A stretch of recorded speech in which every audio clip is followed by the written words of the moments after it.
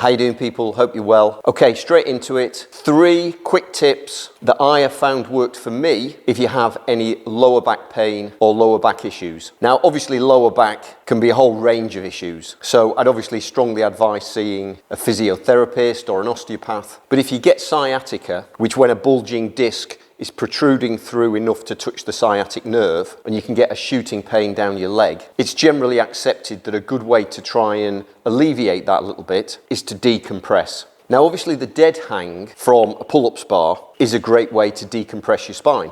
But if you're not used to doing that, it can be quite a tough exercise to do. You may find that your forearms and your grip are fatiguing and that limits how long you can do it for. Sometimes people find as well that it's just a temporary relief. But I think the more often that you get a temporary relief, the more your body gets used to that effect. But here's the tip. If you don't have a bar that's handy to hang from, your next best option is a door frame. And the advantage with this is that you can still keep your feet on the ground. So it's not quite as strong an effect, but you will be able to do it for longer. It can be a little bit sore on the fingers if there's not much of a ledge. But if you can get up to about a minute, then you're going to have a great effect. Obviously, remember, you're not actually hanging from that door frame. You just sort of let your lower body fall and you can control how much of your body weight you want to support. But if you relax your legs, you will be able to get that pulling effect and that decompressing effect.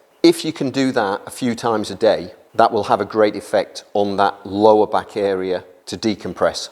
Okay, tip number 2 is a stretch. In fact, both tip number 2 and tip number 3 are both glutes related. Very often if your glutes are tight, there's a pulling effect that can go on, and you might find that you have a lot of stiffness or soreness in the glutes. So this is a great stretch. So this is for the right glute. Really pull your foot back as far as you can, and then with the other arm, push your leg across your body, and you should be able to really feel that glute stretch. And basically hold that as long as you can. 1 minute, 2 minutes, even 3 minutes. It's really targeting that exact area. Then the same on the other leg. Get your foot back as far as you can, and then use your other arm to sort of force your leg the other way.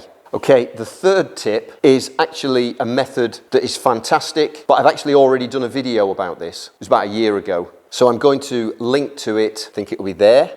Click on that, watch that. That's a fantastic tip as well, and I still do that today to keep the wolf from the door on any lower back issues, and it keeps the glutes from getting too tight. Keep an eye out for my free PDF. It's a download. It's going to be in the description very soon. In fact, the description of all the videos. Tons of fitness hacks, fitness tips, body maintenance tips, physiological tips related to training, psychological tips related to training, stuff that I've learned over the last 35 to 40 years combined with recent research. And that's a free PDF. Definitely worth a look. Thanks again for watching. See you in the next one.